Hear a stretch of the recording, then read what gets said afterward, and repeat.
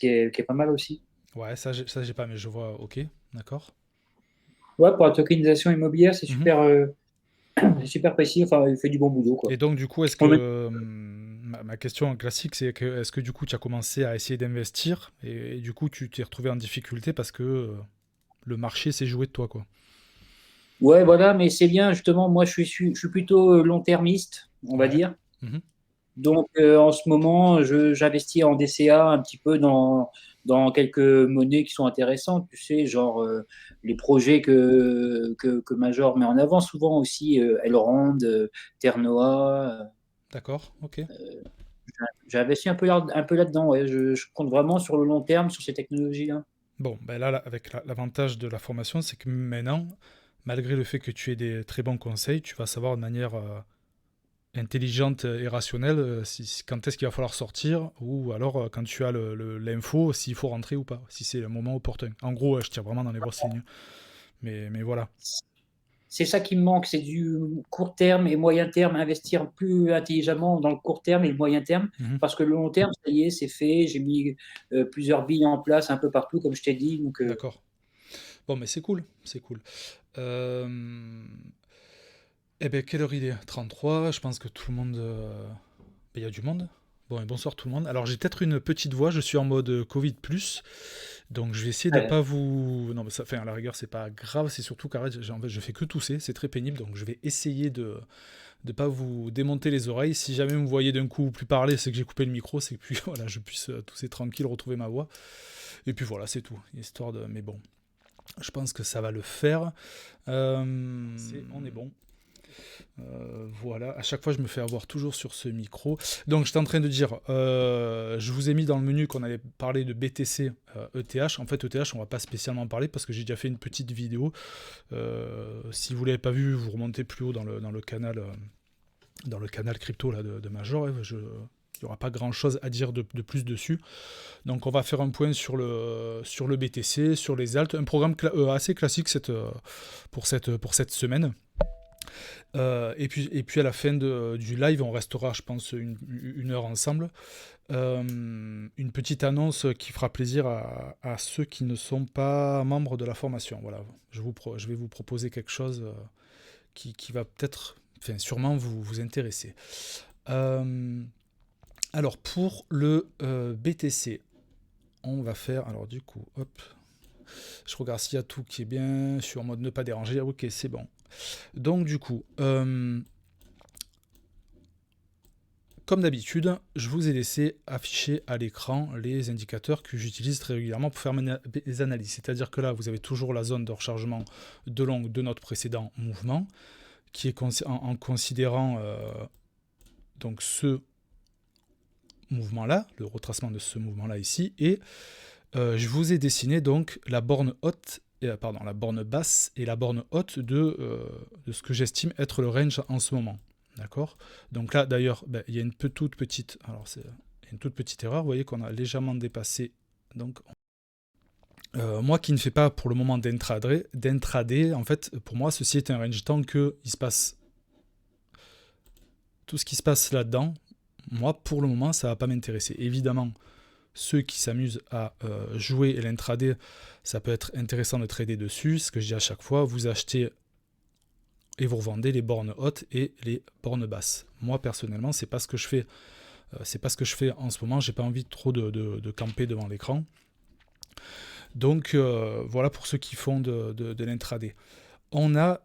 Je vous ai affiché quelque chose que j'aime bien. D'ailleurs, pour pas vous embrouiller l'esprit, je vais vous cacher le volume profile qu'il y a sur la droite. Je fais une petite parenthèse pour les membres. Je vous ai fait une vidéo, ça y est, j'ai sorti la vidéo qui doit être en ligne normalement sur l'espace formation. À moins que Captain n'ait pas mis, mais bon, je lui ai transmis, donc ça va pas tarder à arriver. Ça s'appellera la vidéo 7.1 sur laquelle je vous explique le volume profile. Voilà pour la petite parenthèse. Donc du coup, je vous ai mis le volume profile de toute la descente, d'accord? On parle uniquement de ce mouvement-là. C'est-à-dire que quand je fais ça, j'estime là que ceci est le bottom. Je dis pas que c'est le bottom, mais moi quand je trace on appelle ça le fixed range, j'estime que ça c'est mon bottom. Qu'est-ce qu'on peut voir sur ce fixed range? Eh bien c'est les creux dans la value. creux dans la value qui sont intéressantes parce que bien souvent, le marché aime venir retravailler ces creux. On est en ce moment légèrement en dessous de celui-là. Vous avez au-dessus celui-ci et vous avez celui-là. D'accord ? Si vous combinez ça avec le classique retracement de Fibonacci, donc je considère toujours top et le bottom, donc je considère que mon bottom c'est celui-là, on va avoir cette zone-là qui est juste en dessous de la zone du premier arrêt et celle-ci qui est juste en dessous de la zone de rechargement de short. Si vous étiez là la semaine dernière, il n'y a pas trop de changement sur ce que j'ai dit. Ok. Ce qui est intéressant, évidemment, parce qu'on évolue toujours au sein de ce range, donc le marché ne bouge pas trop. On n'est pas... Enfin oui, voilà, le marché ne bouge pas trop. Par contre, du coup, ce qui est intéressant, toujours de regarder, c'est notre momentum de prix. C'est ça qui est intéressant.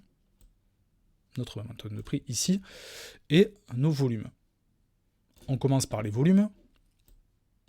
Ici, en vert, vous avez les volumes acheteurs. Et en rouge, vous avez les volumes vendeurs. Qu'est-ce que vous pouvez voir ? Les deux sont en baisse. Ici. Donc, baisse des volumes acheteurs et baisse des volumes vendeurs. Donc, ça veut dire que là, en daily, pour l'instant, il ne risque pas de se passer grand-chose, étant donné le peu de volume. Si encore on avait eu un regain volume vendeur ou un volume acheteur, on pourrait s'attendre à quelque chose, mais ce n'est pas le cas. Par contre, ce qui est positif, c'est ici, là, vous avez... Alors, attendez, j'ai failli dire une bêtise.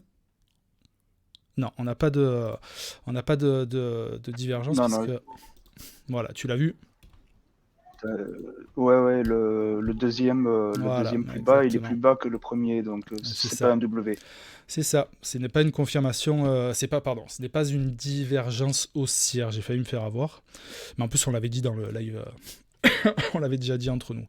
Bref, on va aller du coup, je reste pas plus longtemps sur le daily, on va aller voir en 4 heures ce qui se passe. C'est vrai que je le fais moins souvent, il faudrait que je le fasse plus souvent, parce que du coup, ce qui se passe dans les unités de temps inférieures peut traduire de ce qui va se passer dans les unités de temps supérieures. Mais c'est pas parce que vous voyez quelque chose dans une unité de temps en 1 heure ou en 4 heures que ça va avoir une incidence sur le daily, d'accord ? Mais ça peut vous aiguiller. Encore une fois, toujours, on se fait des scénarios dans sa tête.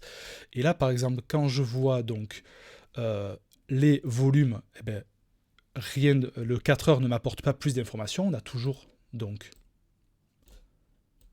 cette baisse aussi bien acheteur que vendeur. Par contre, qu'est-ce qui raconte mon momentum de prix ? Là, lui, clairement, il n'est pas en forme. Mon momentum de prix n'est pas en forme parce qu'il dessine des petits escaliers baissiers. D'accord ? Confirmé ici, là. Voilà. Hier. Donc ça, c'est pas un bon signe. Ça veut dire que potentiellement, on va encore potentiellement redescendre et qu'on va renaviguer vers notre range. Il faudra voir une fois que ça aura perdu de la force, qu'est-ce que raconte notre momentum à cette période-là, etc. Donc là, moi, quand je fais, voilà, ça fait 5-10 minutes que je parle sur le BTC, rien ne me dit que, encore une fois, est-ce que ce bottom est le bottom définitif ? C'est possible. En tout cas, moi, le scénario, et ça n'engage que moi, c'est que je me dis qu'on va encore rester dans cette zone-là. Voilà. D'un point de vue purement technique. Après, on verra ce que raconte l'analyse, l'order flow, et du côté des contrats options.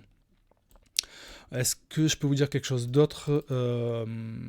Qu'est-ce que j'ai oublié de vous dire ? Ça, là, non, ouais. On a ce que vous voyez... Il me semble que j'en ai déjà parlé la semaine dernière, mais donc les deux moyennes mobiles EMA9 et EMA18 qui se rapprochent un peu, mais c'est pas encore ça.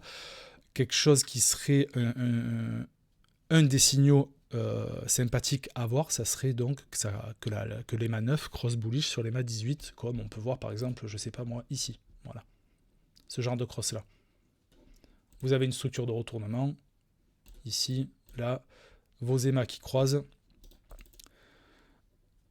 Et là, une divergence une convergence haussière sur votre MACD, puis derrière, on peut partir sur une petite montée au nord. Voilà ce qu'il faudrait voir se dessiner sur notre courbe. Donc, au niveau...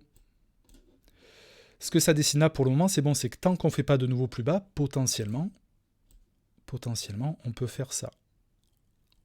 C'est-à-dire qu'on peut faire ça. J'exagère un peu, mais et ça reste quand même... c'est pas que je dirais que c'est bullish qu'on va partir direct au nord, mais en tout cas, ça montre que toute cette position-là, elle est suffisamment défendue par les acheteurs et que donc, potentiellement, on ne retournera pas plus bas. Je dis potentiellement, parce que si on garde un scénario haussier en tête, c'est-à-dire scénario haussier, on vient se garer dans la zone de rechargement de short, ici. Mais si je prends le mauvais truc, c'est pas bon. Dans la zone de rechargement de short, ici. Mon pinceau, là.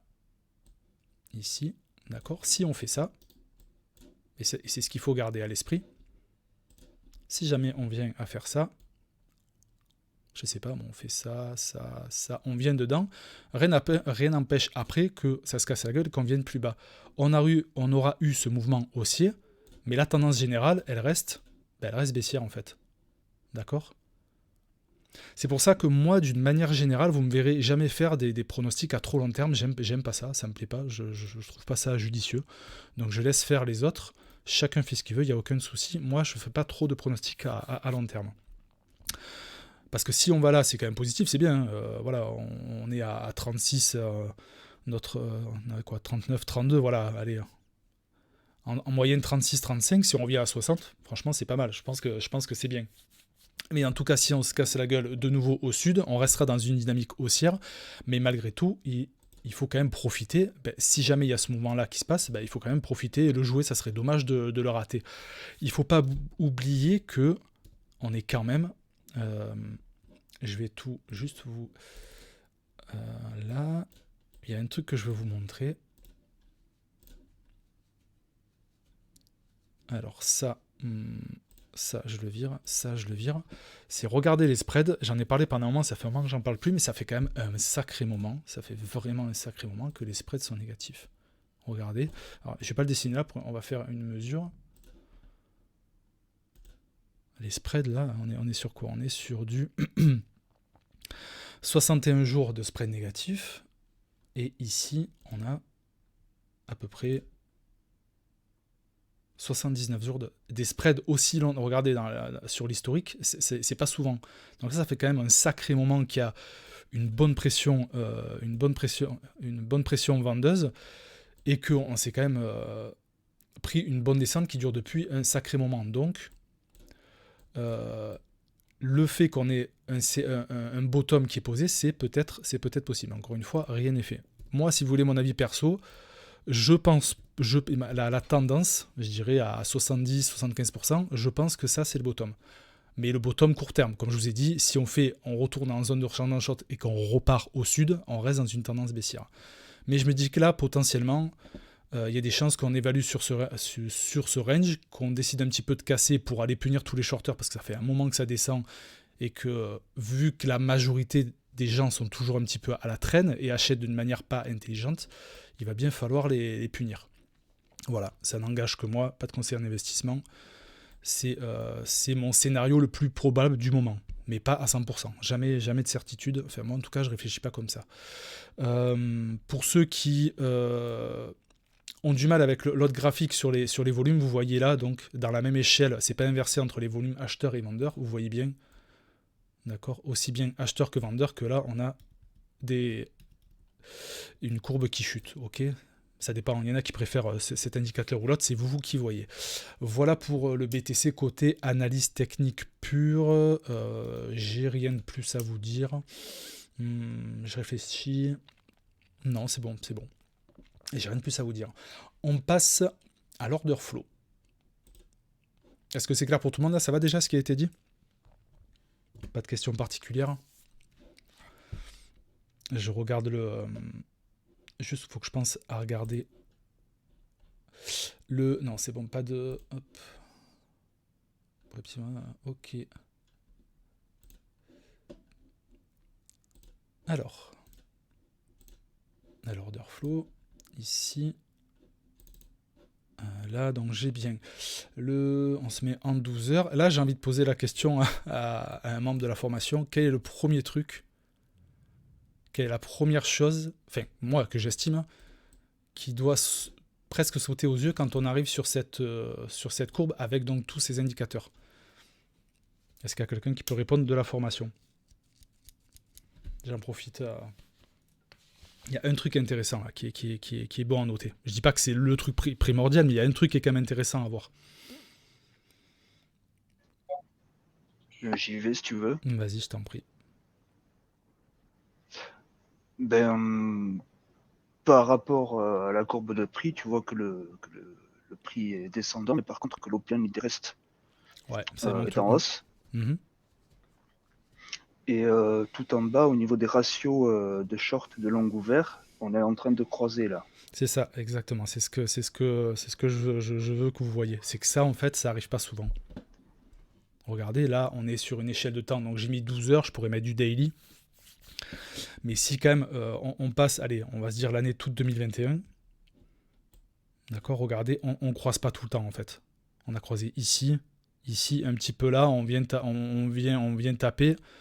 Mais là, ça fait quand même, comme je disais, ça fait un moment qu'on s'est tapé une belle descente. Ça fait un moment que le short, que le ratio est plutôt en faveur des longues. Et que là, quand on m'y recroisé, c'est quand même un signe assez positif. Je le répète à chaque fois, c'est un ratio long-short. C'est-à-dire, si vous avez dans le vocal là, 10 mecs qui short, 40 mecs qui short et 10 qui long, ça sera le short qui sera prédominant. Mais ça ne prend pas en compte les valeurs qui sont intégrées, d'accord, en levier sur ces comptes. D'accord, donc ne faites pas de surestimation. Cependant, étant donné que vous avez ce short là qui est plus important, ça montre au vu de tous les autres indicateurs que quand même là potentiellement il y a quand même un petit peu plus de short, même si, et je vais être précis, si je me mets en 2 heures, j'ai regardé un petit peu avant, on a là un petit peu, donc on le voit, donc Fundy grade positif, d'accord. Le prix là qui est légèrement en hausse, mais c'est pas, si je me mets, attendez, que je sois vraiment précis, alors on est là. Donc là, il faut visualiser ma droite verticale, d'accord. Je me cale à partir de là, à partir du moment où le long ratio, enfin on est passé positif du côté des longues. On a le prix qui chute légèrement, d'accord. On a l'open interest qui chute légèrement. Donc là, quand on lit ça, déjà, c'est qu'il y a une majorité de longues qui se ferment. D'accord ? Ok. Et donc, en fait, ce qu'il faut en la lecture de ça, c'est que pour l'instant, vous avez en fait ici donc ce petit range ici, et l'open interest qui, lui, en fait, lui aussi, il reste là. D'accord. Malgré la hausse et la baisse, là, pour le moment, en fait, ça se bataille un peu des deux côtés, en fait. Et on peut le voir, un coup, on a le funding rate qui est négatif, qui passe plutôt côté short, un coup, il passe plutôt côté long. Donc, ça bataille un petit peu. Et ce qui m'embête un peu, c'est que j'aurais préféré voir continuer le funding rate qui soit plus côté, plus dans le rouge, en fait. Plus côté des shorters. Je rappelle le fond. Ouais. Non, il y a quelqu'un qui va s'exprimer. C'est bon. Je rappelle, le funding rate, quand vous ouvrez une position longue ou une position short, vous payez des frais dessus. Donc en fait, le funding rate va récupérer ces frais et donc ça va vous montrer quelle est la tendance, si c'est une tendance majoritairement au long ou au short. Mais il faut le mettre en adéquation avec l'open interest qui représente les shorts et les longues, 1 pour 1 ouvert sur le marché et en corrélation avec le prix. Si on prend, je retourne en daily, parce que vu qu'on ne fait pas d'analyse, c'est pas comme si je vous faisais des analyses journalières. Alors, on a... Du coup, si je prends... là, on a quoi là, le 2... Si je prends ces 2 derniers jours, là, ici, vous voyez donc, comme je disais tout à l'heure, les longues qui reviennent un tout petit peu, d'accord, mais c'est pas encore ça. D'ailleurs, on voit que le le funding rate diminue légèrement pour repasser un peu du côté vert. Donc pour l'instant, pour moi, c'est en stand-by, quoi. Il n'y a pas forcément ni les longues ni les shorts qui ont la tête sous l'eau. Il faudrait que ça bouge un petit peu plus. Ceux qui ont la tête sous l'eau, c'est ceux qui ont acheté à cet endroit-là. D'accord ? Pourquoi est-ce que je dis ça ? Parce que quand vous avez une grosse hausse, mais là ça remontait, on est déjà aussi décembre, donc c'est juste pour vous expliquer. Quand vous avez comme ça une forte hausse de l'open interest, c'est-à-dire qu'il y a beaucoup de positions short et longues d'ouvert, donc ça veut dire que les gens ont acheté, je vais être précis pour vous montrer, donc si je prends cette montée-là, vous me dites si vous ne comprenez pas, parce que je conçois tout à fait que ce ne soit pas compréhensible. D'accord ? Ceux qui ont shorté ou long le marché d'ici, ils ont acheté, donc acheté sur cette position-là. D'accord ? Donc du coup, là, techniquement, qui c'est qui est légèrement en difficulté ? Ce sont ceux qui ont posé des longues. Pourquoi ce sont ceux qui ont posé des longues ? Parce que le prix diminue tout doucement. D'accord ? Donc imaginez-vous, là, vous faites partie de ceux qui ont posé, par exemple, un long. Forcément, vous faites partie, on vous intègre dans cet indicateur, parce que Open Interest, on compte les shorts et les longs. Malheureusement, le prix diminue. Qu'est-ce qui se passe ? Votre position, elle est un petit peu en souffrance. Et au bout d'un moment, vous vous ferez liquider. Ça dépend encore une fois du levier que vous avez mis. Moi, j'ai pas la data pour vous montrer les ordres de liquidation. C'est bien dommage d'ailleurs, parce que c'est très pratique, mais c'est payant. D'accord ? Est-ce que cette explication, elle est comprise ? Je sais qu'elle n'est pas évidente. Même peut-être pour les membres, c'est vrai que je ne l'ai jamais expliqué comme ça. Non, pour moi, c'est très clair. D'accord, super. Ça, c'est important à lire aussi, là, quand vous avez des grosses hausses ou baisses d'open interest, voir qu'est-ce que faisait le prix et voir qui paye derrière, là. Ok. Voilà, pour ceux qui sont un petit peu paumés, alors soit c'est possible, moi c'est possible que j'explique pas très bien, mais généralement ça va, les gens y comprennent. Après ça c'est quelque chose qu'il faut un petit peu de temps à maîtriser. D'ailleurs on bosse pas mal avec les membres sur ça et ils pourront confirmer. D'ailleurs il faut un petit temps d'adaptation, il faut bien décortiquer le truc pour pouvoir lire ça correctement et faire son analyse et sa lecture. Si je peux te poser une question, Bruno, si on analyse ça correctement, on se pose des questions sur les émotions des gens, en fait, c'est un peu ça. On se demande. J'adore. Ouais. Exactement. C'est exactement ça. C'est exactement ça. Et c'est pour ça d'ailleurs que le chapitre dans la formation, il s'appelle Psychologie et sentiments. Ah bah, ok, d'accord. Voilà. Qu'est-ce que font les gens ? Est-ce qu'ils sont plutôt boules ? Est-ce qu'ils sont plutôt bears ? Qu'est-ce que ça va te représenter ? Encore une fois, c'est pas un indicateur ultime. Moi, je mets ça comme une arme sur mon coude. Ma première arme, c'est l'analyse technique. Ma deuxième, c'est l'order flow.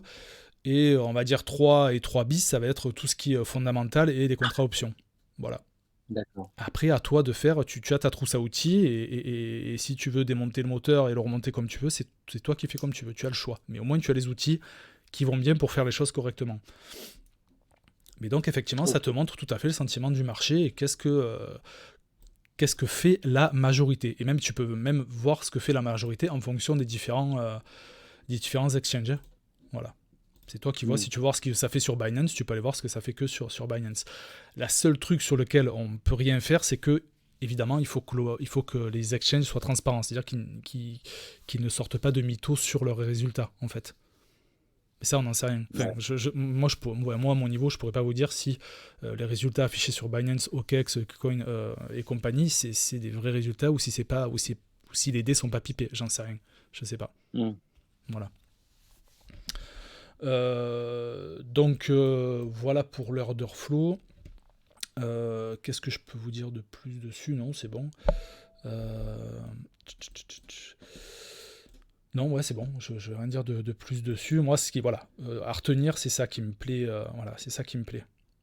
C'est ce cross ce cross du short ratio et de voir quand même venir petit à petit là des funding rates de plus en plus négatifs. Tout ça en corrélation, parce que je ne l'ai pas affiché, avec le le spread qui est négatif depuis un moment. Je répète, d'ailleurs je ne l'ai pas fait, je répète ce que c'est que le spread, c'est la différence qu'il y a entre le marché spot et le marché futur. Si je simplifie, plus vous avez le spread qui est négatif, plus ça veut dire que les achats se font sur le marché spot et pas sur le marché futur. Donc c'est bien ça, c'est quelque chose qu'il faut pour poser des bottoms, parce que pour pouvoir repartir au nord, eh bien, il faut que votre voiture ne soit pas trop chargée. Si vous avez votre bagnole qui est chargée ras la gueule, vous êtes 12 dedans et vous devez monter au ski, elle n'arrivera jamais en haut en fait. Il faut que la voiture soit déchargée et légère pour pouvoir faire une montée saine jusqu'au sommet. Le sommet, évidemment, c'est métaphorique, on n'en sait rien, on ne sait pas jusqu'où ça va, mais il faut vraiment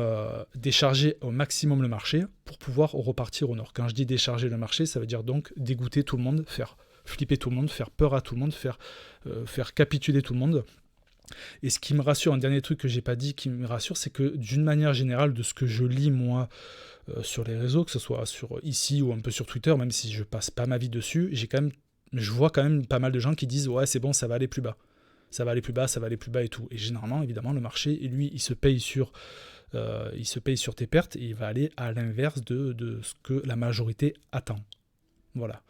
Donc c'est pour ça, ce que je disais il y a un quart d'heure, que 60, 70%, 75% de mon scénario reste que pour l'instant, ce bottom là, à court moyen terme, on a un bottom là. Évidemment, je peux totalement me tromper, et demain, le marché nous punit, nous met une gifle, et il vient bouffer tout ça. C'est largement, c'est possible. C'est possible. J'ai toujours pas de boule de cristal. Voilà. D'ailleurs, en parlant de, j'enchaîne du coup, en parlant de faire flipper les gens, on va jeter un petit coup d'œil au Scalpex Index, et on évolue pas trop. Il me semble que la semaine dernière, on était à 23. Enfin, on a évalué le plus bas que je me souvienne, c'était un 11, 20, 23. Enfin, on reste quand même tout dans la peur, hein. Donc ça, c'est bien. Il faut que les gens flippent, de toute façon. Il faut que les gens flippent, il faut que les gens soient dégoûtés pour que le marché puisse repartir au nord. Enfin, bon, je ne vais pas répéter ce que je viens de dire il y a 5 minutes. Voilà. Et du côté des contrats options, donc ça, c'est les contrats de demain. Donc on a 36... Donc Max Pain Pride à 37, donc ouais, on peut se dire, allez, moi je vois bien, attendez... Oui, moi je vois bien 36-38, et si je regarde à la fin du mois, le contrat du 25, on est à 40. On viendrait dégager cela, ça serait 36, ouais, 36-40, ouais, ça, 36, ok, bon. Donc si je dessine... Alors attendez, je vais vous dessiner du coup ce gros creux 36-40 à la fin du mois. Ça voudrait dire, hop, si on leur présentait ici, là, alors là, à 36 à peu près ici, quoi, voilà. Donc c'est pas... Enfin, vous voyez qu'on reste quand même malgré tout... donc 36-40, et puis pour le contrat de demain, c'était 36-38. Donc on reste malgré tout, vous voyez, on reste dans cette zone-là. Certes, on va peut-être casser ce range que j'ai dessiné, hein, mais bon, pour le moment... il ne va pas avoir d'énormes fluctuations à la lecture de ça. En parlant de scénario, je vais me répéter encore, si jamais on vient donc... non, mais je crois que je l'ai dit, c'est moi qui fatigue là, avec ce corps de maladie. Si jamais on part à la hausse, donc les niveaux ici, la zone de rechargement de short, et aussi, ce que j'ai pas représenté, le retracement de gain que vous avez ici, que vous avez là, voilà, retracement de gain, principe de gain, on retrace de moitié en moitié moins de temps. Donc c'est à dire que là, si on a mis par exemple là, ici, bon je peux le mesurer, vous allez me dire ça ira plus vite, si on a mis là Je vois pas, il ou le truc. Bon, si on a mis 20 jours de descente, le principe de Gann, il dit qu'il faut 10 jours pour retracer de moitié. D'accord ? Les 10 jours, personnellement, moi, ça m'est égal. Ce qui m'intéresse, c'est de savoir qu'il y a une théorie qui dit qu'on peut revenir tracer de moitié. Donc ça fait quand même pas mal de points comme ça, de zones intelligentes sur lesquelles éventuellement vous pouvez prendre des TP. Si vous avez commencé à jouer en bas, il y a tout un tas de trucs pour pouvoir faire ces prises de profit si jamais on part au nord. Et si jamais on part au sud, il faudra sérieusement s'inquiéter si jamais on vient donc casser ce plus bas qu'il y a eu au mois de cet été-là. Voilà. Parce que là, entre celui-ci et là, il n'y a plus rien. C'est le prochain... aux alentours des 30 000. Aux alentours des 30 000, voilà. Si on casse les 30 000, ça deviendra craignos parce que ça veut dire qu'on va encore chercher bien plus bas. Sachant qu'il y a un... Dans le CME, les contrats, il est où ? Il est là. Ouais, je sais que tu l'aimes bien celui-là, ouais, je t'attendais. Ah ouais. Il y a toujours le creux, il y a toujours le gap. Est-ce que je suis sur le bon truc ? Non, il est là. Il y a toujours le gap, voilà, qui est ici. Moi, là, à l'instant T, ça me paraît improbable, mais voilà, faut jamais rien mettre de côté. Donc 26, 24, voilà. Toujours ce gap à combler. Pourquoi est-ce que je parle de ça ? Pour que ceux qui ne savent pas, donc là on est sur les contrats futurs du Chicago Mercantile Exchange, et donc étant donné que ce marché est soumis aux ouvertures et aux fermetures de la bourse, vous pouvez avoir des trous dans la cotation. Et donc, un peu comme le volume profile sur lesquels on aime bien venir faire du business quand le marché est passé un petit peu trop vite sur des zones de prix, il aime bien retravailler, et bien c'est la même chose ici, quand il y a des gaps comme ça, des trous, ce qu'on appelle des trous dans la cotation, le marché aime bien venir refaire du business dans ces creux. Ça ne veut pas dire pour autant que le marché va revenir là-dedans. Voilà. C'est tout, c'est bon, c'est tout, on a fait le tour. On fait un petit point macro, si vous voulez. Alors, un petit point macro, on est sur... Alors, qu'est-ce qu'il raconte en weekly, Hop, remets-toi ici, s'il te plaît, merci. Le S&P. Le S&P qui est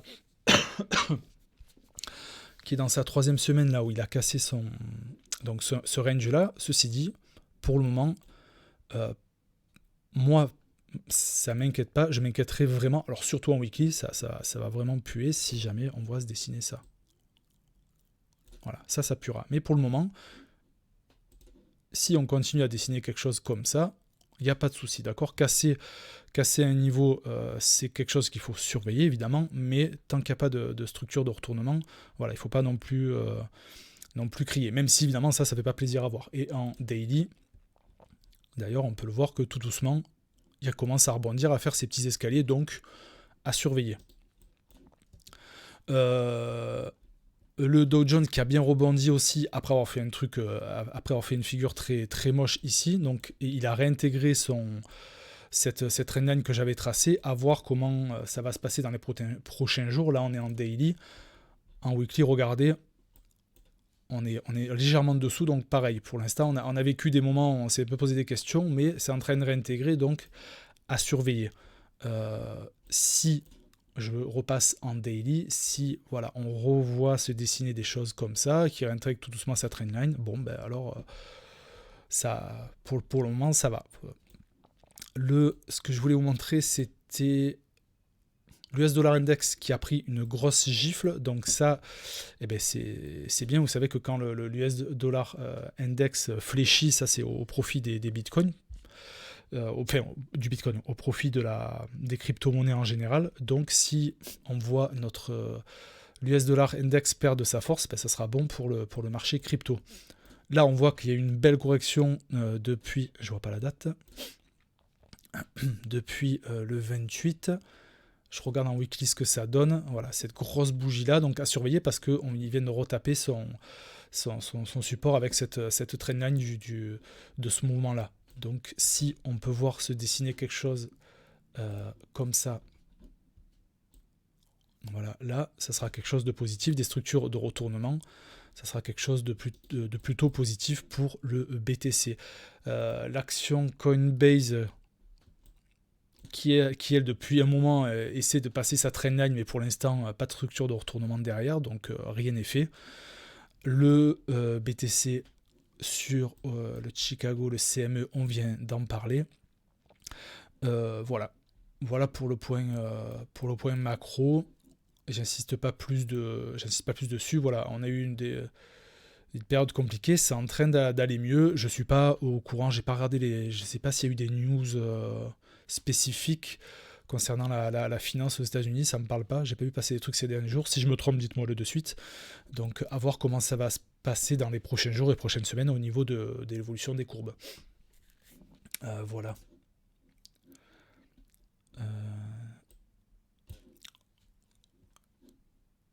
C'est bon pour le... Ouais, je n'ai plus rien à dire de ce côté-là. Je vais effacer ça. Et du coup, on va pouvoir passer... Ben, si vous avez des questions, ou moi j'ai une petite watchlist là d'altcoin.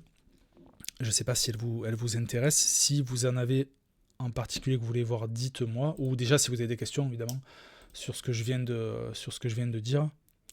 Plus bas que... du coup, voilà, c'est ce qu'on a répondu. C'était vers les 26-24, je crois.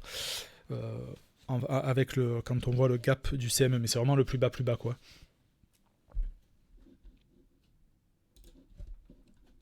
Sinon, donc c'est le 30 ici. Donc 30. Et après les 30, ouais, ça file, ouais. Donc support bas 30K et après on file sur les 26-24. Voilà, shérif. Pas de questions. Ouais, je vois que tu es en train de taper. Cadena et Flix sont claqués au sol. Alors, d'une manière générale, vous allez voir qu'il y a pas mal d'altcoins qui ont un peu tous la même configuration. C'est-à-dire que ils ont tous connu ce gros retracement. Vous allez voir, on va les passer à la volée, vous allez voir. Je les passe à la volée. À part, voilà, je vais dire le FTM, mais sinon, ils ont tous... Alors, le FTT qui a repris des couleurs, mais quand même, d'une manière générale, pas le rose... Ils ont tous à peu près les mêmes têtes en bas, c'est-à-dire que ça rebondit. Le PLU, oui, c'est l'exception, parce que lui, il nous a fait un truc, c'est vrai. C'est en train de rebondir en bas. Est-ce que maintenant, ça va suffire? Eh bien, ça, en fait, ça dépend. Il faut analyser, évidemment, chaque token, chaque altcoin d'une manière isolée. Je prends l'exemple de le GLD qui donc commence à latéraliser par le bas. Ça, c'est bien, c'est quelque chose de plutôt positif. Mais toujours pareil, regardez, on n'a pas de volume ici. Là, on a un momentum, mais pas de divergence haussière. Ça, ce n'est pas une divergence haussière. Et si je me mets en 4 heures, rien de plus non plus. Pour le moment, le GLD ne montre pas un regain et les volumes non plus. Voilà. Pour le moment, même en 4 heures, ça, pour le GLD, rien de particulier. Pour ceux qui veulent absolument rentrer dessus, je me remets en daily. J'ai pas vu ce que faisaient les moyennes mobiles. Ouais, il va falloir encore attendre du développement. Voilà, il faut encore attendre du développement et potentiellement que ça reparte à la hausse. Mais là, de ce qu'on voit, rien ne dit que potentiellement encore ça peut se péter la figure. Voilà. Moi, je préfère être plutôt safe et quitte à acheter légèrement plus haut, voire quand même des escaliers se dessiner avec un momentum de prix qui va dans mon sens. Sinon, ça risque d'être compliqué. Si je commence à parier alors que le momentum de prix ne pousse pas à la hausse, c'est assez risqué. Le FTM, est-ce que vous en avez en tête? Parce que là, je fais défiler ma liste, mais si... VLX, merci, ok. Je trouve bizarre que tu n'aies pas Atom dans ta liste. J'ai pas Atom dans ma liste. Ouais, mais après, j'en ai tellement milliards. Ça, c'est celle du truc. Alors, Atom, on va la voir. Alors, Atom, je vais mettre quoi? Celui-là. Allez, on va en parler d'Atom. Je vais mettre le... On va en parler maintenant, du coup. Alors, là...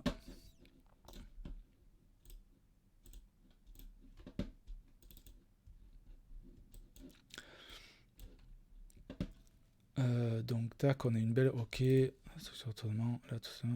Là, pour l'instant, sur l'atome, c'est c'est pareil. C'est-à-dire que vous avez vous avez une structure de retournement. Ok. Là, on est potentiellement, à mon avis, même dessous la zone de rechargement. C'est laquelle? C'est celle-là.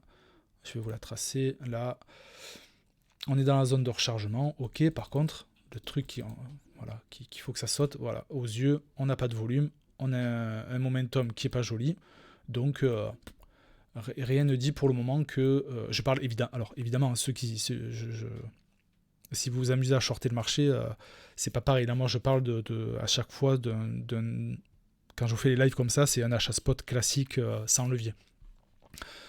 Là, pour l'instant, il faut attendre que, comme le GLD, il va falloir attendre que ça pose ses bottoms et que ça se retourne et que ça reparte au nord, avec toujours des indicateurs, mon momentum de prix et mes petites structures en escalier. Là, moi, je vois rien de tout ça, donc j'attends encore que l'atome continue de se péter la figure. On le voit d'ailleurs, les moyennes mobiles sont assez écartées, elles n'ont même pas commencé à se resserrer, d'accord?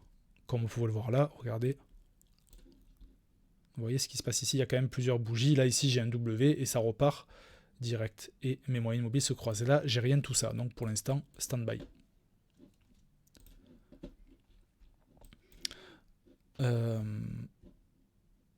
FTM, la VAX. Et vous allez voir que sur plein de courbes, en fait, celle que j'ai là, on va les passer vite fait au crible. La seule différence qu'il y a bien souvent, c'est soit les volumes, soit le momentum. Qu'est-ce qu'on peut voir là sur la VAX, qui est plus intéressant que le GLD et l'atome, c'est que j'ai des divergences haussières. Moi, j'ai une divergence haussière là, ici, depuis là. Et là, depuis le 29, d'accord? Depuis le 29, j'ai une reprise de mouvement aussi. J'ai une reprise des mains acheteurs. Donc, ce qui s'explique par le fait que le prix va arrêter de se casser la figure, mais par contre, j'ai toujours pas des volumes. Donc, encore une fois, c'est encore un petit peu tôt. Et ce qui me gêne aussi là, c'est que malheureusement, on est sorti de cette zone de rechargement. Donc, c'est pas forcément judicieux d'un point de vue théorique d'acheter quand vous êtes là-dedans, d'accord? C'est toujours mieux d'acheter à partir du moment où vous êtes là, ou plus bas, d'accord? Ça vous assure, disons que là, si jamais ça commence à retracer et que ça corrige de suite, vous allez faire potentiellement peu de gains. Encore une fois, si vous êtes en longue avec du levier, ça n'a rien à voir. Moi, je parle pour des achats en spot classique. Mais déjà, la première condition qui est d'acheter dans une zone intelligente, d'être au bon endroit, pour moi, là, elle n'est pas respectée.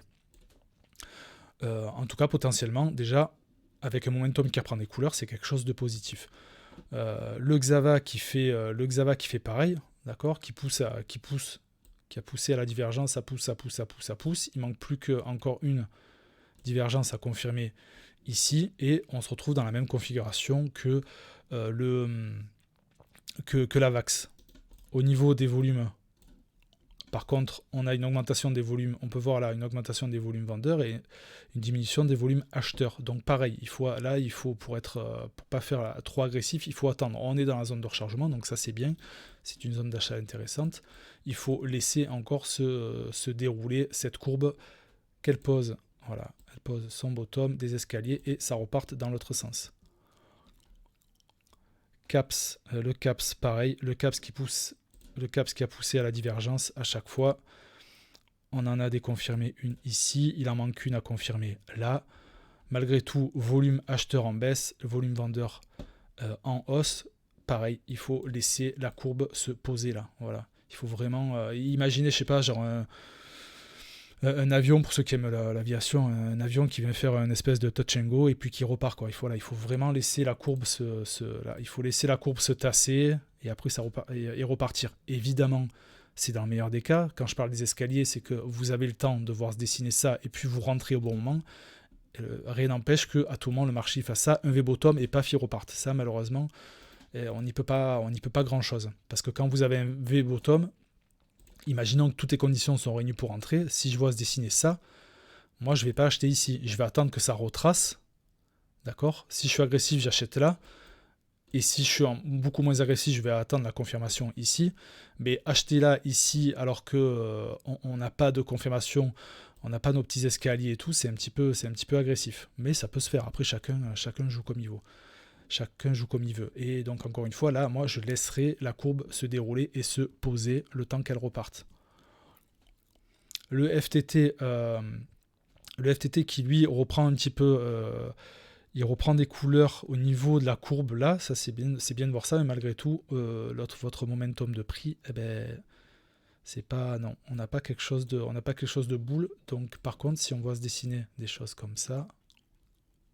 Là, ça sera bien, d'accord, mais il faut que, encore une fois, toujours, si votre mouvement n'est pas porté par votre momentum de prix, le momentum de prix, le MACD ou le RSI, c'est ce que tout le monde utilise généralement, même s'il y a une tonne d'indicateurs, le momentum de prix, le MACD ou le RSI va vous montrer l'impulsion, la force qu'a votre mouvement. Si vous n'avez pas de force acheteur qui va pousser votre courbe, ça ne sert à rien. Ou alors, au pire, vous allez dire c'est bon, je rentre, ça part au nord, et puis en fait... ça va faire un feu de paille et ça va partir au sud et vous allez vous faire déglinguer, surtout si vous n'avez pas protégé votre trade avec un stop loss sur votre creux.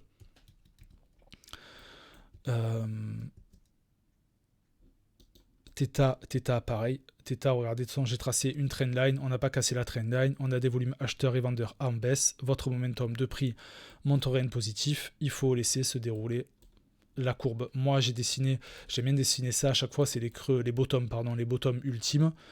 Tant qu'on voit, voilà, est-ce que ce niveau va être défendu? Voilà, il faut voir poser des choses comme ça, montrer que ce niveau-là est bien défendu pour pouvoir faire une remontée saine au nord. Le rose du coup qui lui, pareil, il faut attendre. Volume acheteur en baisse, volume vendeur en baisse, le momentum il n'est pas boule, donc là on est juste le premier arrêt à céder. Eh bien à minima, si j'étais intéressé par le rose, moi j'attendrais qu'on vienne se garer là-dedans pour acheter déjà. Donc là cette condition là elle n'est pas respectée, donc je passe, voilà. Là moi je passe mon tour. Je parle d'un point de vue technique pur, évidemment, si vous avez des éléments, je sais pas, Fonda, ou vous êtes dans le projet, vous savez que le truc va exploser, why not? Mais d'un point de vue technique pur et de faire une lecture froide et un peu binaire, là moi perso, pas bon.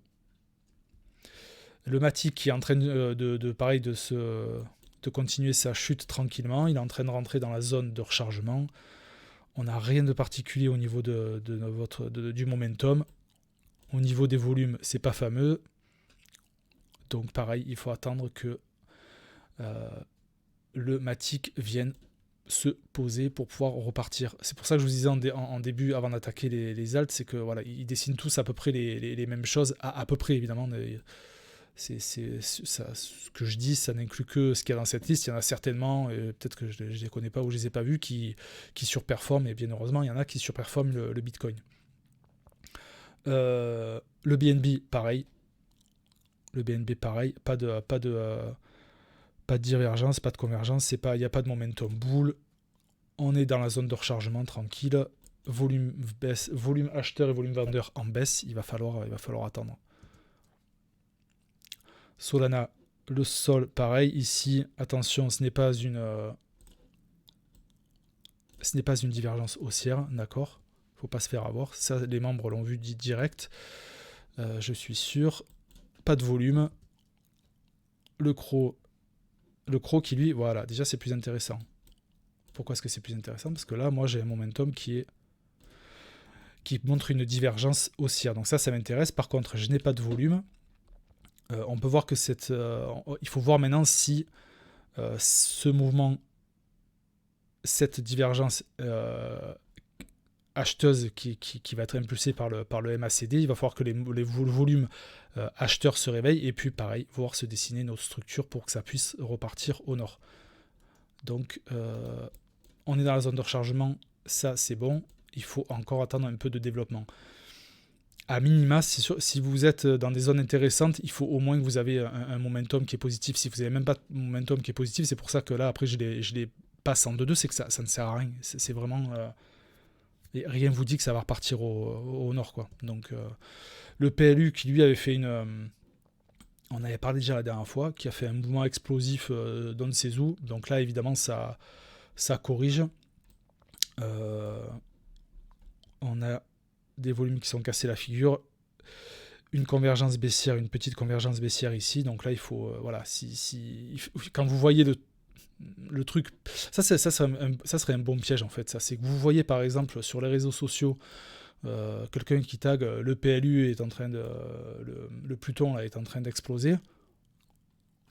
Là, en un jour, le 24, il explose. Le deuxième jour, il explose. Vous rentrez le troisième jour, merci, au revoir quoi. Voilà. Vous vous êtes fait avoir. Et vous êtes fait avoir, en plus, pourtant, il montrait un momentum qui était plutôt sympa. Donc, il y avait en plus, qui avait divergé. Ouais, une petite divergence qui était positive à partir de là. Et du coup, vous vous faites punir, en fait. Vous vous faites punir direct parce que derrière, qu'est-ce qu'on voit, c'est qu'on a quand même pas mal les volumes acheteurs et vendeurs. Et derrière, boum, on se prend une grosse correction. Ce qui montre que le marché, quand même, il peut vous punir malgré tout. Ceci dit, moi, quand je vois la courbe comme ça, est-ce que c'est possible? J'aurais pu me faire piéger parce que quand on évolue sur ce niveau-là, regardez mon trait pointillé horizontal, on évolue depuis un moment. Donc c'est vrai que quand ça explose comme ça d'un coup, on peut se dire est-ce que ça va pas partir pour faire ça? À voir. Après, évidemment, rien ne dit que ça va faire ça. Je sais pas, c'est possible. Hein. Mais en tout cas, moi, on a fait le pourcentage. Voilà, ça a fait un 150%, c'est quand même un beau. J'attendrai que ça retrace correctement pour si jamais j'étais intéressé par le PLU. Le graphe qui, lui, qui est intéressant parce que même si la courbe est franchement moche, c'est-à-dire qu'on est sous la zone de rechargement, ok. Encore une fois, toujours des volumes en baisse, un momentum en baisse. Par contre, on arrive au niveau des fameux 0,886 où là, ça devient une zone d'achat intéressante. Je vous ai expliqué plusieurs fois pourquoi c'était une zone d'achat intéressante. Parce que si on estime que le bottom est sur ce 0,886, quand vous retracez jusqu'au premier arrêt de cette descente-là, vous avez déjà des beaux bénéfices à faire. Donc ça devient intéressant. Mais évidemment, voilà, vous voyez, plus de 200%, c'est franchement propre. Mais en attendant, ça ne veut pas dire qu'il faut acheter au 0,886 parce que là, pour le moment, rien ne me dit que ce niveau-là, là, au niveau des 0,3 $, est le bottom. Et là, le GRT, il peut tout à fait encore descendre. D'accord ? Par contre, quand il montrera des signes de retournement avec un momentum positif, en ayant retracé aussi bas, il y a peut-être un coup à faire. Le Luna, bon, déjà rien qu'à voir comme ça, on n'est pas bon. Ouais, on est entre le premier arrêt et la RLZ, donc là c'est une position un petit peu bâtarde. On a toujours des volumes décroissants. Notre momentum qui montre rien de fou, donc pareil que la majorité des autres, il va falloir que laisser poser la courbe pour pouvoir se dessiner quelque chose d'intéressant. Un que j'aime bien, c'est oui, j'en ai déjà parlé la semaine dernière, c'est le DRC, c'est le crypto gaming, le gaming sur les chevaux. Ça serait bien d'avoir, on est proche des 0,886. Attendez, je vous trace plus là. Je l'ai mis de côté parce que moi je le garde à l'œil haut. Hein. Je sais pas si, je me suis pas intéressé à la fonda. Je sais pas si le projet est mort, mais étant donné que ça touche aux courses de chevaux en crypto gaming, je trouve ça pas mal. J'aime bien le concept. Et donc on a un momentum ici là qui est boule, on a une divergence haussière. Donc ça c'est quelque chose de positif. Et on a bien dépassé la zone de rechargement. On frôle les 0,886. Donc là, on voit que le mouvement est en train de latéraliser. Donc moi, je le garde à l'œil parce que peut-être qu'il y a quelque chose à faire dessus ou pas, j'en sais rien. Il faudra voir ce que ça dessine dans les prochains jours, semaines, mois à venir. ADA qui a pris, pareil, oh la vache, il a pris une belle correction. Bon là, sans tracer de zone de rechargement ou quoi, on voit que on a sacrément retracé. Par contre, comme les autres, là, moi, je vois un momentum qui est bire.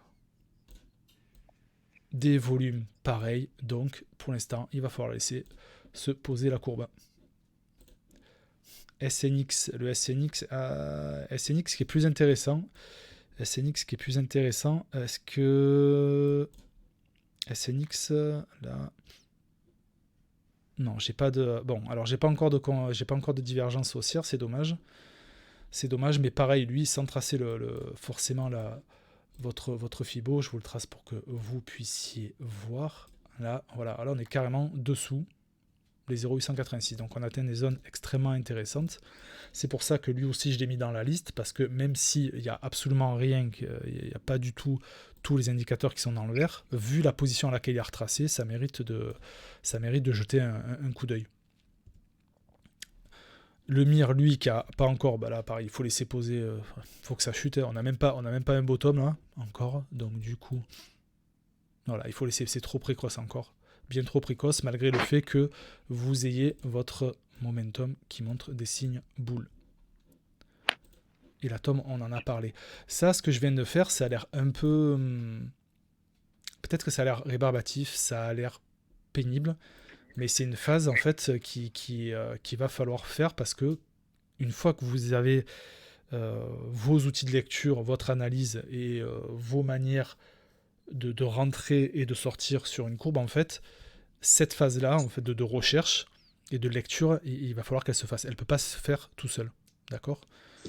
Donc, peut-être que d'un point de vue, pour quelqu'un qui n'est pas formé et tout, ça peut paraître un peu du chinois, un peu rébarbatif, même très ennuyeux, de passer comme ça, chacun, tous les indicateurs.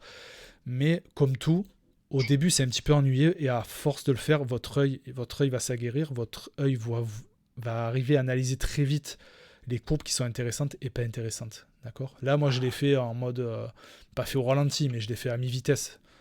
Sinon, après, en 5 secondes, on passe les courbes comme ça et on s'arrête sur celles qui nous estiment être intéressantes. Bruno, bonsoir. Ouais. Pour VLX et pour CKB éventuellement. Ouais. Alors, VLX. VLX qui a sacré... Oui, d'accord. Gros retracement, ça c'est bien.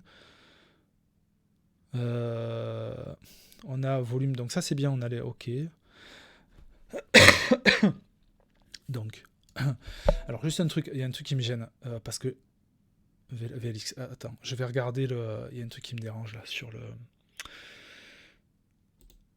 non, c'est pas là. Où est-ce que je l'ai mis ?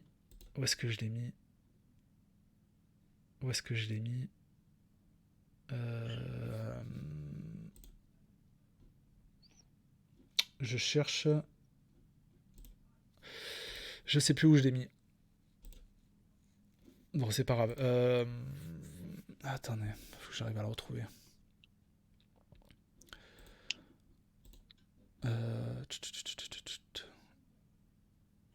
Il est où le... Pendant que tu cherches... Ouais.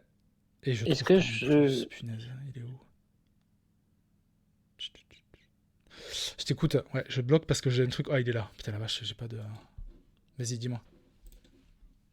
Non, c'était pendant que tu cherchais. Tout ce que tu montres là, donc dans ta formation, c'est dedans, c'est tout le contenu de ce que toi tu nous dis, parce que c'est vrai qu'à certains moments où on peine encore un peu à suivre, c'est dans la formation. C'est même limite, si tu es largué, c'est presque normal. C'est que dans la formation, j'ai envie de laisser répondre un élève, c'est que dans la formation, en fait, je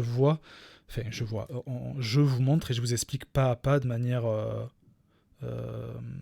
individuelle les indicateurs seuls. Déjà, il faut arriver à les comprendre. Ouais. Mais après, il faut arriver à les mettre en lien. D'accord ? Donc ça se fait étape par étape. Évidemment, là, moi, quand tu me vois faire, c'est ma manière de faire et tout, c'est la manière que je montre dans la formation. Il y en a d'autres. Après, tu arrives à faire... C'est comme... Je prends l'analogie de la recette de cuisine dans la formation. Je vous donne des ingrédients, je vous explique chacun des ingrédients, je vous montre certaines recettes, après vous pouvez faire avec. Mais vous avez la capacité de faire vos trucs après. Mais donc évidemment, ouais, chaque truc individuel, quand je te parle du MACD, quand je parle du volume, quand je parle des retracements de Fibonacci, c'est des modules à chaque fois qui sont expliqués et détaillés pour que tu arrives à les comprendre de manière individuelle et que du coup, ça fasse sens quand tu les mets ensemble et que tu arrives à faire ta propre lecture et à déduire ce que va te raconter la courbe. Voilà. Yes. Mais clairement, enfin, s'il y a un membre qui veut dire un mot, si, je sais pas si je me suis pas bien Ouais, exprimé. moi je peux dire un mot. Vas-y, je t'en Il y prie. a, il y a, Ils il vont y a, croire il que y a t'es trois, sponsorisé parce que tu es à chaque fois.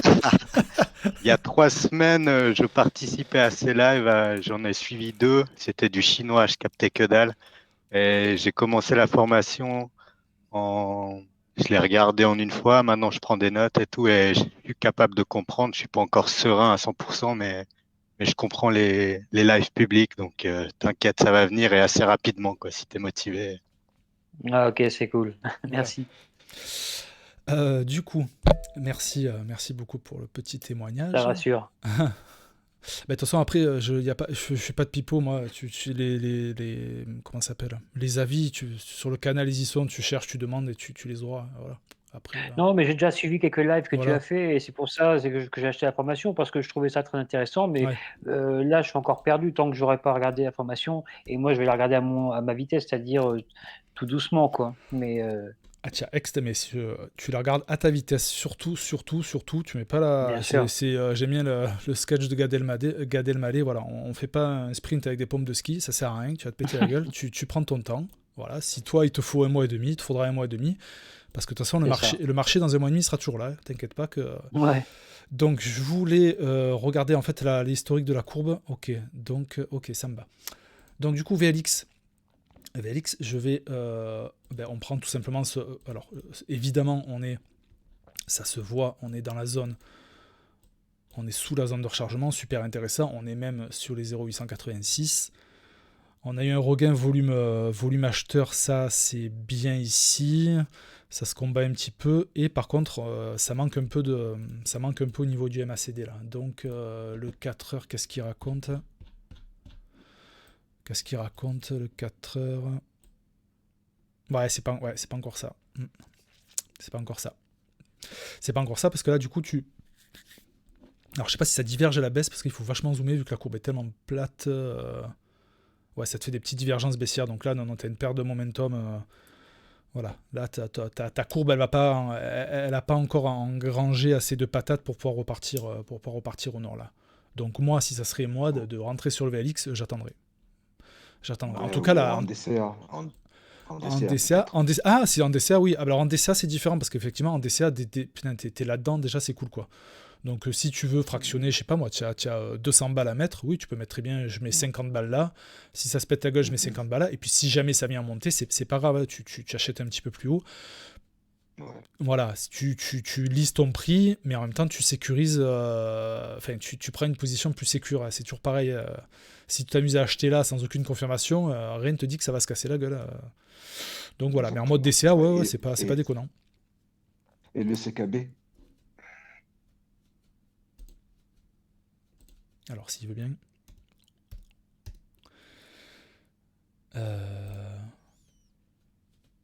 Pareil. Pareil. Là, tu vois, là. Ah non, on est en 4 heures. Merde, je me fais avoir. Mais bon, en 4 heures, là, non, c'est pas bon. C'est pas bon. Ta courbe là, elle a pas assez de patates non plus. Elle a pas assez de patates. Il faut. Je vais mettre le. Je suis plus à l'aise sur celui-là, moi, de graphique là. Voilà. Ouais, ta courbe a pas assez d'énergie non plus. On est en limite de zone de survente. Ça, c'est vrai qu'il faudrait que je vous en parle un peu quand même, parce que dans les lives, même dans les membres, c'est vrai que l'oscillateur, le William R, je vous en parle pas souvent, mais quand on est en zone, surtout le William R, qui est la courbe verte, qui est lissée par les MA13 en blanc, quand vous êtes en zone de survente, c'est exactement la même chose que le RSI. Pourquoi? Parce que le RSI est un momentum de prix qui indique une zone de surachat et de survente. Le MACD n'a pas cette zone de surachat et de survente. Donc, on le combine avec le William R, qui est un oscillateur. Quand vous avez des prix, et j'aurais dû le faire d'ailleurs pour les autres, qui sont en zone de survente, il faut faire attention parce que c'est des zones d'enfoncement. Il vaut mieux prendre les mouvements au moment où on sort de cet état d'enfoncement. Donc là, pareil, moi j'attendrai du développement. Ouais. Est-ce qu'on a posé un bottom là? À voir. Vu le momentum, c'est possible que ça fasse ça. Hein. C'est possible. Hein. Ouais, sur le prochain voilà. FIBO, le prochain arrêt plus bas, c'est à 12 à peu près. Donc là, après, tu vas te retrouver avec là, ici, ouais. Donc, à voir. un peu précoce. Encore une fois, tous les altcoins, voilà, faut que c'est géré par le patron de BTC, donc il faut voir ce qu'il fait lui. Hein. Hello, ça va Bruno? Salut Major, comment ça va? Bon, ça va, je viens juste de finir chez le kiné, j'ai dit je vais lui passer lui dire bonjour et tout. C'est gentil, merci. Il y a pas mal d'engouement, je vais prendre une douche et je reviens. Ça va. Je sais pas si tu seras là, je suis juste venu vérifier. 38? Non, bah écoute, vu que tu es là, à la rigueur, on pourra papoter tranquille après le live. On t'attend. C'est quoi, je me bouge parce que je veux pas te faire trop traîner non plus. T'inquiète, je me douche et j'arrive. À tout de suite. À tout de suite. Bah, c'est cool qu'ils soient venus, c'est une surprise. C'était pas prévu, je savais pas qui viendrait. Bah, je passe par un bonjour aussi alors. C'est qui? C'est Lorenzo. Ah putain, non, c'est énorme. Ah putain, ça va? Ouais, ça va, je regarde ton live depuis tout à l'heure, là, depuis une petite demi-heure. Comme ça. D'accord. Ah bah écoute, je prendrai, tu me donneras ton avis avec. Ouais, bah c'est plutôt cool. Avec grand plaisir. Alors pour ceux qui ne le savent pas, parmi les formations que j'ai achetées et les gens qui m'inspirent pour me former, Lorenzo en fait partie. Donc voilà, il y a plusieurs. C'est gentil. Ouais. Il y a plusieurs. Comment dire? J'ai plusieurs sources. Enfin, sources, ouais, bah oui, parce que de ça, on apprend toujours de quelqu'un. Lorenzo en fait partie. Donc, et je confirme que Lorenzo, c'est une pointure dans son domaine, pour avoir été chez DBL. Voilà. Donc Lorenzo, pour ceux qui ne le savent pas, c'était celui qui était aux manettes du canal, comment ça s'appelle, le canal Satoshi, voilà. Pendant un an, un truc comme ça. Un an. Voilà.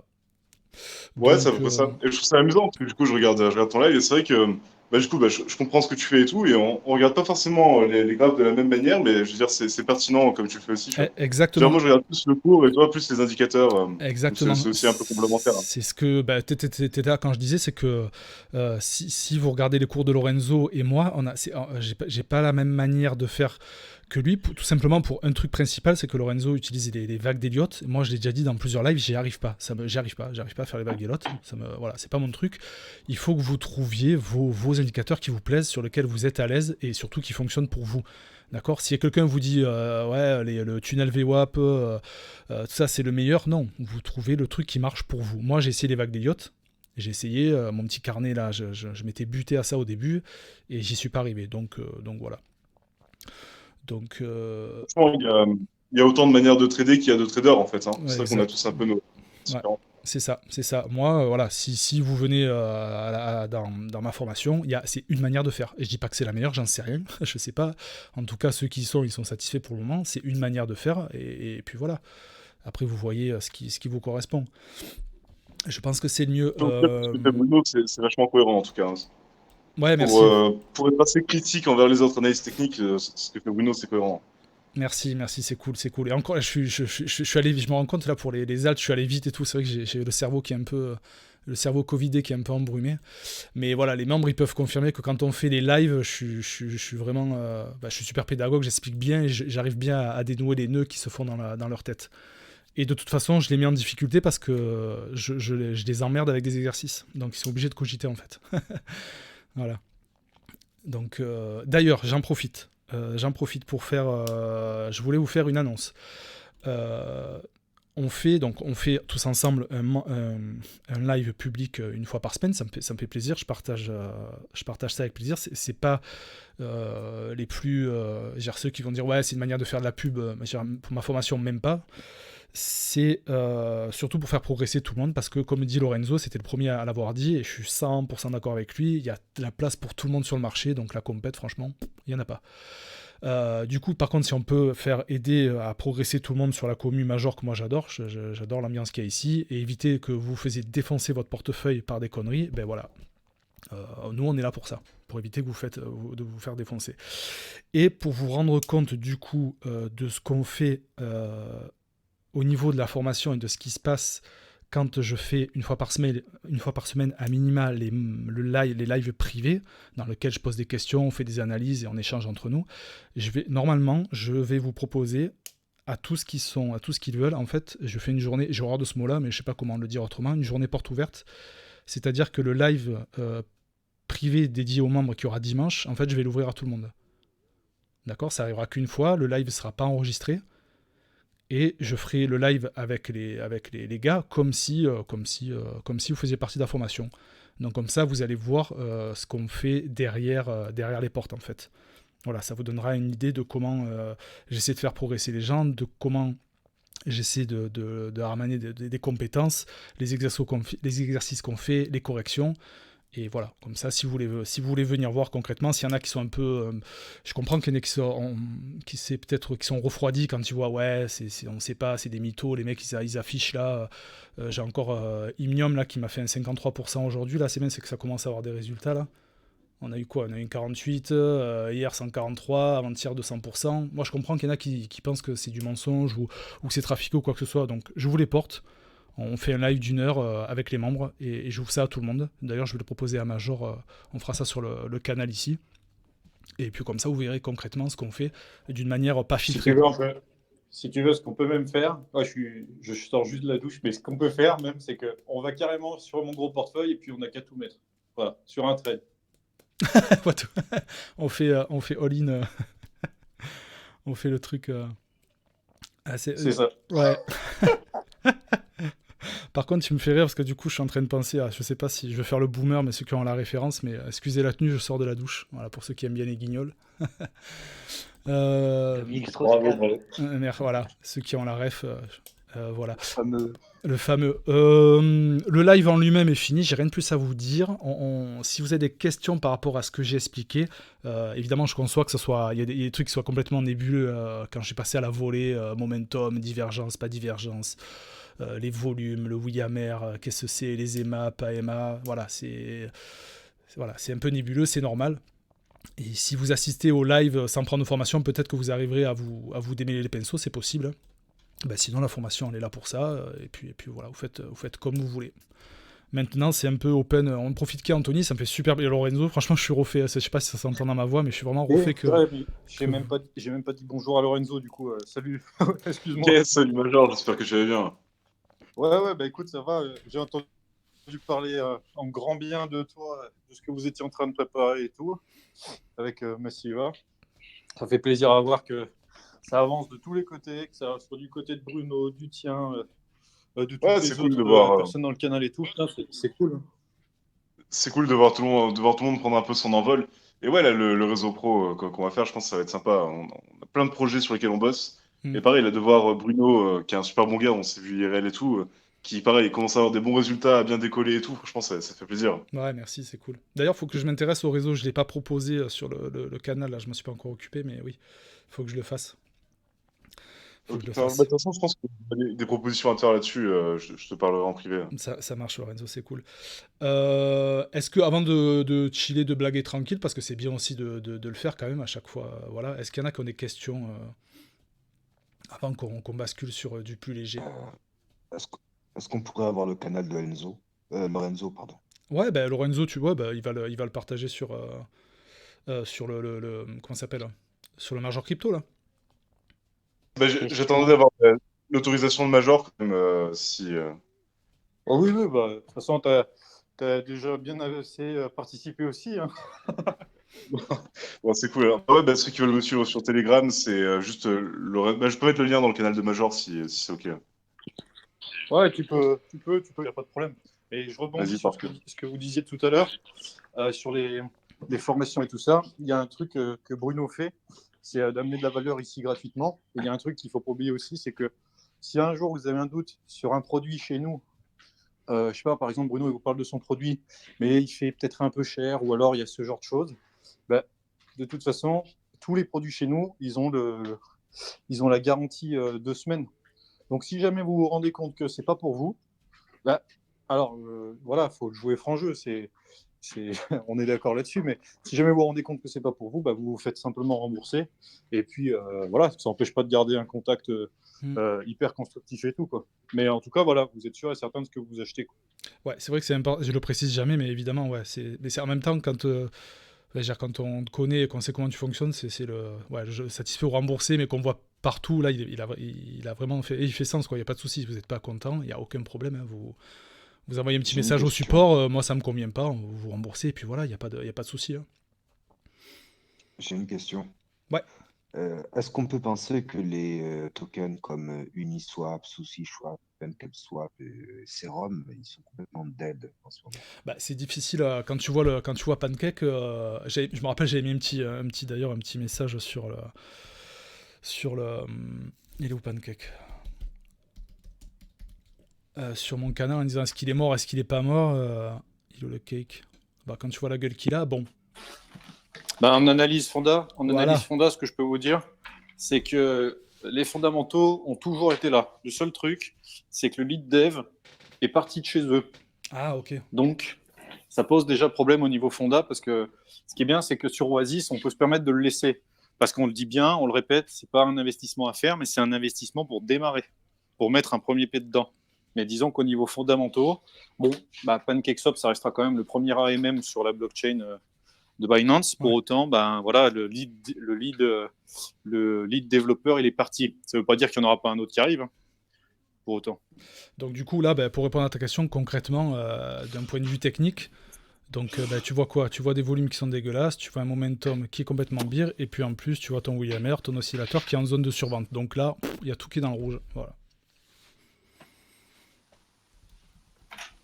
Donc sur le cake, ouais, non, il y a rien de... Là pour l'instant le truc est... Je sais pas s'il va falloir qu'il se mange un coup de défibrillateur, mais pour l'instant il n'y a que dalle.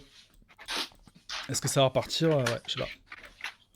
En tout cas, sans forcément avoir des news, c'est ça qui est bien avec l'analyse technique, c'est sans forcément avoir des news fonda, quand ça va se réveiller, tu vas le voir sur les courbes. Tu vas le voir. Ça va se voir, ça va se lire. VeChain et ICP, alors, qu'est-ce qu'on peut en penser? ICP, il a la cave, et VeChain, par contre, VeChain, je l'ai plus en tête. VeChain. En analyse fonda? Allô? Oui, en fonda ou en pas fonda? Ah, je sais pas, il est parti, non? et puis... alors, le VET, ouais, ça, il fait quoi?